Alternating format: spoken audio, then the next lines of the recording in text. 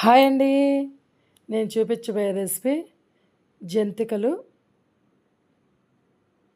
ముందుగా ఒక బౌల్ తీసుకొని నేను చూపిస్తున్న బౌల్తో 3 బౌల్స్ శనగపిండి, 1½ బౌలు వరిపిండి యాడ్ చేసుకోవాలి. ఇప్పుడు ఇందులోకి టేస్ట్ సరిపడా సాల్ట్ యాడ్ చేసుకోవాలి. 2 స్పూన్ల వాము కచ్చా పచ్చగా దంచుకొని ఇలా వేసుకోండి. మీరు కావాలంటే డైరెక్ట్గా కూడా వేసుకోవచ్చు. ఇలా చేయడం వల్ల ఏంటంటే ఫ్లేవరు బాగా వస్తుంది. ఇప్పుడు 1 టేబుల్ స్పూన్ కారం యాడ్ చేసుకోవాలి.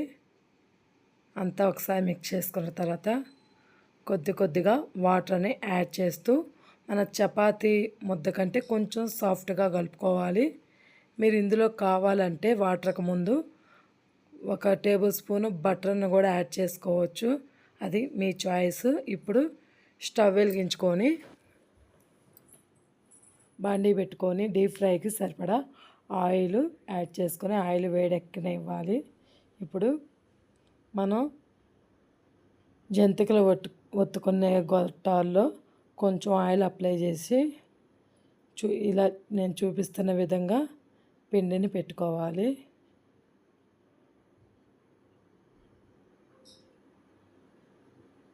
అంతేనండి.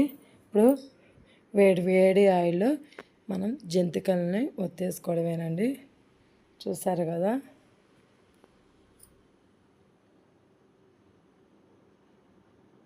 ఇది ఫ్రై అయిపోయింది కదా. మరొకటి ఇలానే ఒత్తుకోవాలి.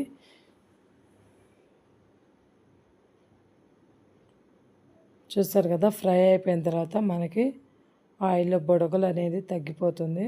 అంటే మనకి జంతికలు ఫ్రై అయిపోయినట్టు. తీసుకొని ఒక ప్లేట్లోకి వేసుకొని మిగిలినవన్నీ కూడా ఇలానే చేసుకోవాలి.